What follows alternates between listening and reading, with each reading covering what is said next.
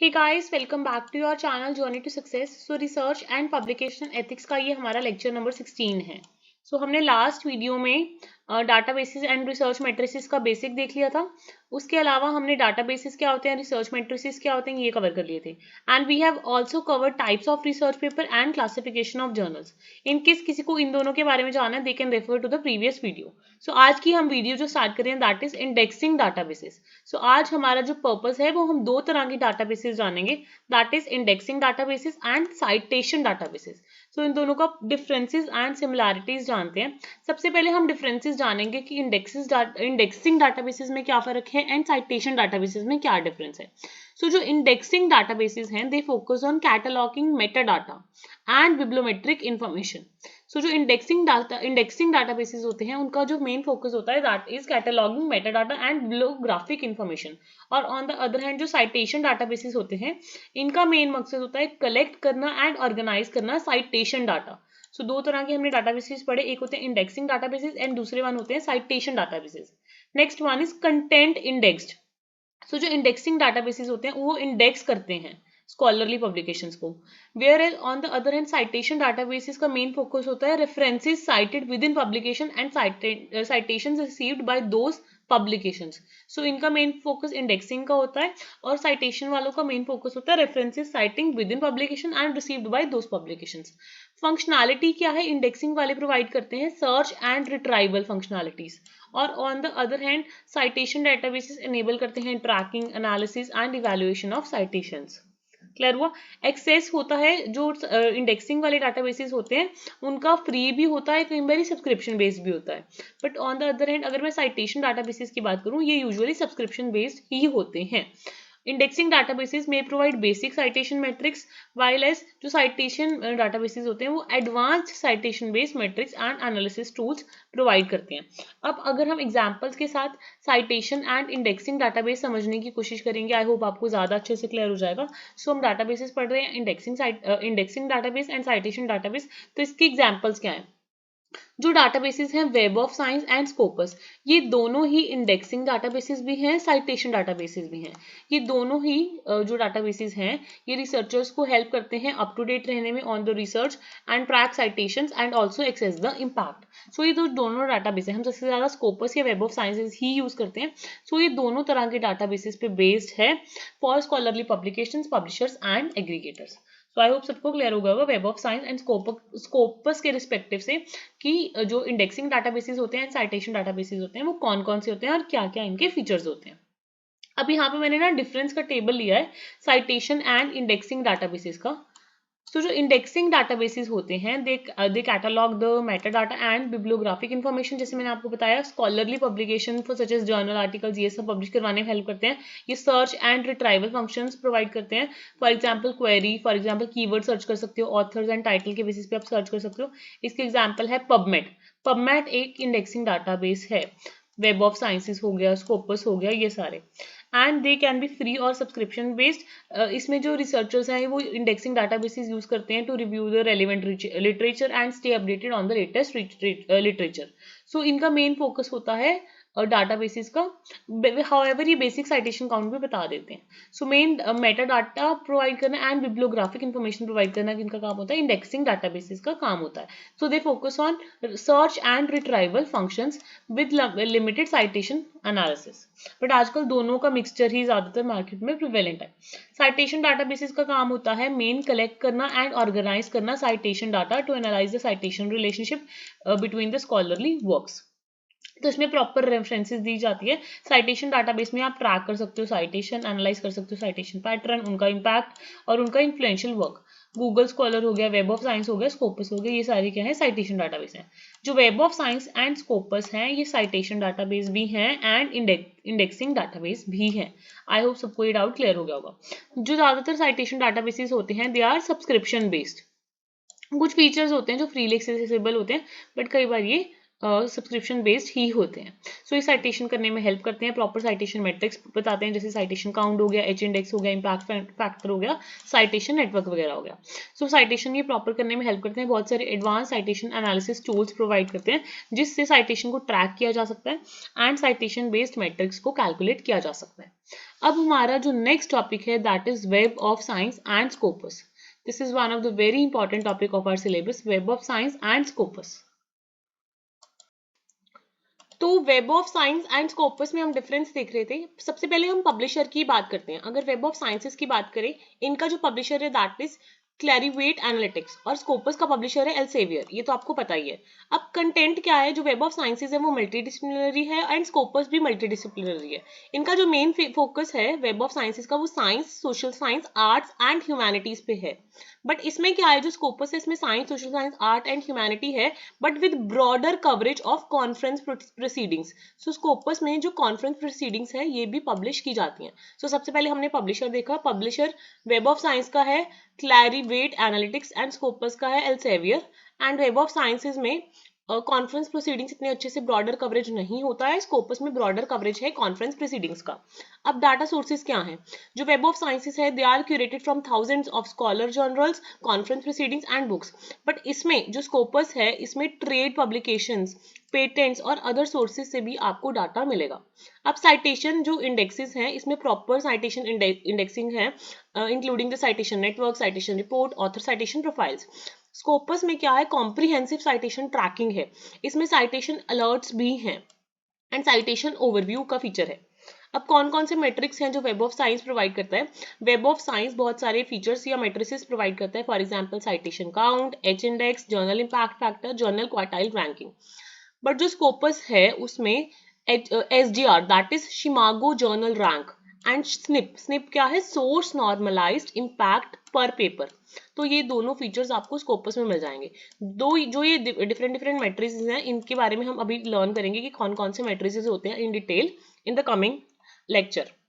उसके बाद search functionality, अगर आपको वेब ऑफ साइंसेज में सर्च करना है तो सर्च करने के लिए वेब ऑफ साइंसेज में क्या क्या फीचर्स होते हैं वहां से आप सर्च कर सकते हो, including keywords, author, titles, affiliations and citation searches. And Scopus में आप कीवर्ड्स, ऑथर, डॉक्यूमेंट टाइप के बेसिस पे भी सर्च कर सकते हो। ठीक है, यूसेज एनालिटिक्स में ये प्रॉपर आपको यूसेज दिखाएगा, डाउनलोड स्टैट्स दिखाएगा, साइटेशन ट्रैकिंग दिखाएगा और स्कोपस में भी आपको प्रॉपर सारी चीजें दिखाएगा। जो एक्सेस है दोनों का सब्सक्रिप्शन बेस्ड है, इंस्टीट्यूशनल सब्सक्रिप्शन के थ्रू या फिर इंडिविजुअल सब्सक्रिप्शन के थ्रू आप स्कोपस को भी, वेब ऑफ साइंसेस को भी एक्सेस कर सकते हो। बहुत ही कम चीजें हैं जो आप फ्री में एक्सेस कर सकते हो web of science and Scopus से। बहुत सारी चीजें एंड बहुत सारे एडवांस्ड फीचर ऐसे हैं जो सब्सक्रिप्शन लेवल पे ही अवेलेबल हैं। ये आपको प्रॉपर जो वेब ऑफ साइंसेज है टूल्स प्रोवाइड करता है for the research, impact assessment, collaboration analysis, funding, acknowledgement tracking and ऐसे ही स्कोपस भी आपको प्रॉपर स्ट्रैटेजिक डिसीजन मेकिंग में, ऑथर प्रोफाइलिंग में, हर चीज में हेल्प करता है। तो ये कॉम्प्रिहेंसिव कवरेज करता है जो वेब ऑफ साइंसेज है हाई इम्पैक्ट जर्नल्स की with extensive back files. And जो स्कोपस है ये भी ब्रॉडली कवर करता है जर्नल, इसमें रीजनल भी हैं एंड नॉन इंग्लिश लैंग्वेज भी हैं। सो ये और ऊपर से ये कॉन्फ्रेंस जो प्रोसीडिंग्स है उसको भी प्रॉपरली कवर करता है। So this was a major idea about the Scopus and web of sciences. यहाँ पे मैंने कुछ जो भी इनके डिफरेंसेस थे वो बताए। अब मैं आपको कुछ सिमिलैरिटीज बताती हूँ। दोनों ही मल्टी डिसिप्लिनरी हैं, मतलब बहुत सारे डिसिप्लिन, साइंस हो गया, सोशल साइंस हो गया, आर्ट्स हो गया, ह्यूमैनिटीज हो गया, सारे कवर करते हैं। दोनों ही मैंने आपको बताया था ना, इंडेक्सिंग भी डाटाबेसिस हैं, साइटेशन डाटाबेसिस भी हैं। सो दोनों फीचर है, साइटेशन का भी, इंडेक्सिंग का भी। एंड दोनों ही web of science and Scopus क्या है, सब्सक्रिप्शन बेस्ड है। एडवांस्ड सर्च फंक्शनैलिटी है दोनों में, आप एडवांस सर्च कर सकते हो on the basis of keywords, authors, affiliation, citation details. And usage analytics भी दोनों ही डाटाबेस सॉफ्टवेयर आपको दिखाते हैं कि क्या आप जो भी आप यूसेज कर रहे हो उसके यूसेज एनालिटिक्स टूल आपको दिखाते हैं।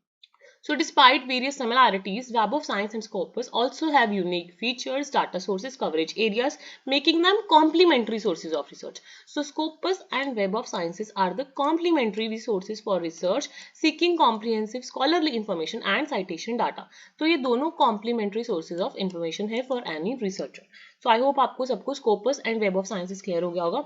Moving on to the last topic of our this video, that is journal citation indices. Journal में साइटेशन इंडाइसेस बहुत सारे होते हैं। हमारे सिलेबस के अकॉर्डिंग हमें H index, H5 index, G index, I10 index.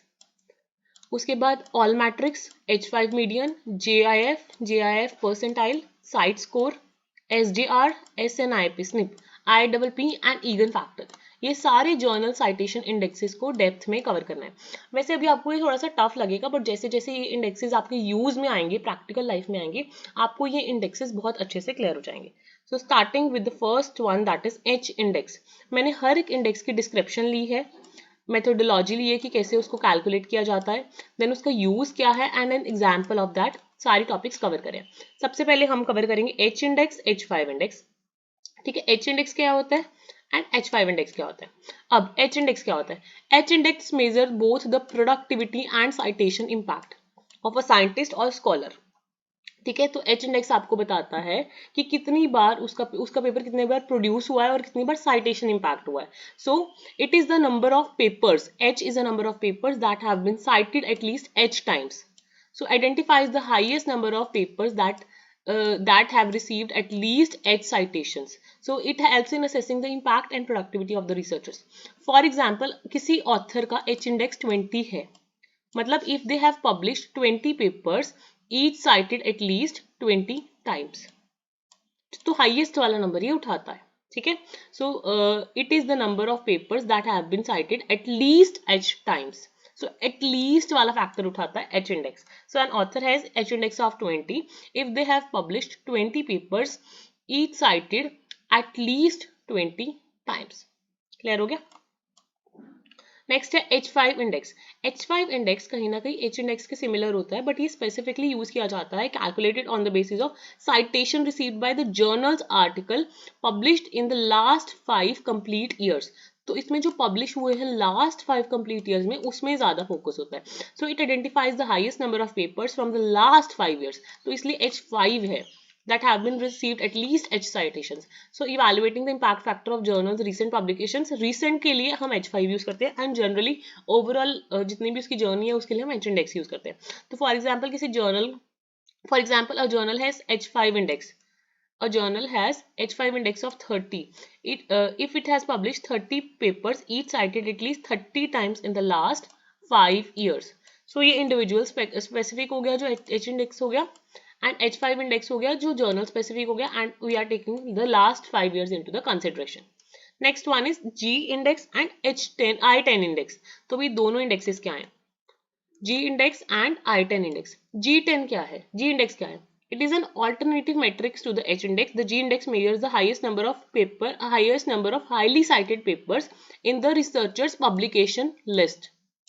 ठीक है, so orders of the paper by which the number of citation identifies the highest number, that is G of the papers with G or more citations. So it's used for assessing the impact of researchers most highly cited papers. So for example, कोई researcher है उसका G index 25 है, so if they have published 25 papers, each is cited at least 25 times.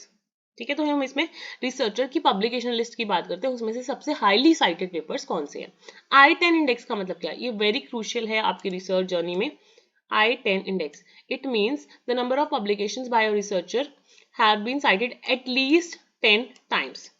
ठीक है, so identifies the total number of publications that had received at least 10 citations. तो ऐसे कितने paper हैं जिनकी एट लीस्ट 10 साइटेशंस हैं। Evaluating the impact and visibility of the researchers I work, the researcher has I index of 15, मतलब उसके कम से कम 15 पब्लिकेशंस ऐसे हैं जिनको कम से कम 10 बार साइट किया गया है। ईच की हम बात कर रहे हैं इसमें। हर एक पेपर, मतलब 15 में से हर एक पेपर ऐसा है कि कम से कम 15 पेपर ऐसे हैं जिनको 10 बार एटलीस्ट साइट किया गया है। 10 से ज्यादा भी हो सकता है ऑब्वियसली, बट कम से कम 10 बार साइट किया गया। क्लियर हो गया? Next one is all matrix. All matrix का मतलब है उसकी सोशल मीडिया पे क्या वैल्यू है। So all matrix is like the non traditional measure of scholarly impact that captures the attention, mentions, engagements with research outputs across various online platforms and social media. So जब हम all metrics की बात करेंगे, हम online platforms and social media की बात करेंगे, तो ये बताएगा कि कितने उसके shares हैं, downloads हैं, views हैं, other interaction क्या है social media पे, news sites पे, blogs पे. So ये complementary करता है traditional citation metrics को और broad visibility provide करता है to the scholar. So a research article received significant attention on Twitter, blogs and news sites indicating a high all metrics. सो अगर उसको ट्विटर पे, न्यूज़ पे, ब्लॉग्स पे ज़्यादा व्यूज़ आ रहे हैं, ज़्यादा लोग उसको एंगेज हो रहे हैं उसमें, that means he has a high all matrix. अब हमारे हम 3 और फैक्टर्स पढ़ते हैं, that is H5 median, JIF क्या है, journal impact factor, and JIF percentile.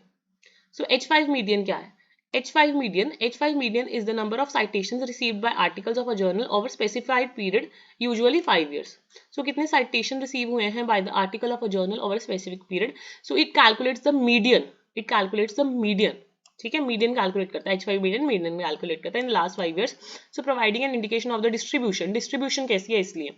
So for example H5 median is 50. So if half of the article published in the last 5 years have received at least 50 citations. So आप median value बताता है ये हमें. उसके बाद हमारे पास दो topics हैं, journal impact factor and journal impact factor percentile. So जो जर्नल इम्पैक्ट फैक्टर है वो एवरेज नंबर ऑफ साइटेशन बताता है to recent articles published in a journal. तो ये रेशो की तरह काम करता है. So it calculates the ratio in the current year to the to the articles published in the previous 2 years. So current year की पिछले 2 सालों के साथ रेशो बताता है.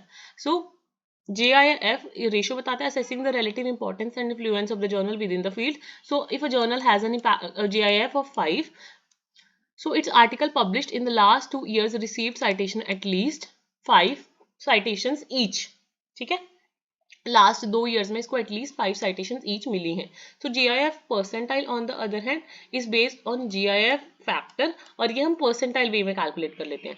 So it compares the JIF with others in the same category, ranking it as a percentile. So others के साथ ये कैटेगरी में जब हम बताते हैं इसलिए हमें बताता है. So it acts as an benchmark in a journals impact against other fields. So journal का इम्पैक्ट बताने में बहुत इंपॉर्टेंट रोल प्ले करता है JIF factor, that is the journal impact factor. So किसी जर्नल का जो इम्पैक्ट फैक्टर है that is support 80th percentile. So if the GIF is higher than 80 or 80th percentile in the same category, हमें ये चीजें बताने के लिए हेल्प करता है. उसके बाद थोड़े बहुत मेट्रिसेस रह गए हैं. फॉर एग्जांपल साइट स्कोर क्या होता है, SGR क्या होता है, स्निप क्या होता है, IPP क्या होता है, एंड ईगन फैक्टर क्या होता है. इसी के साथ हम ये वाली क्लास अब वाइंड अप कर देंगे. जो ये बचे हुए हमारे जो फैक्टर्स हैं that we will be covering in the next video. So cite score, SGR वगैरह हम सारी नेक्स्ट वीडियो में करेंगे. आई होप आपके कोई डाउट्स ना हो. अगर कोई क्वेरीज है आप कमेंट सेक्शन में डाल देना. Till then don't forget to like, share and subscribe the channel and share it with your friends. अगर आपको अकेले इंडेक्स पे प्रॉपर वीडियोस चाहिए तो आप कमेंट सेक्शन में डाल सकते हो. I can bring the individual videos for the each section.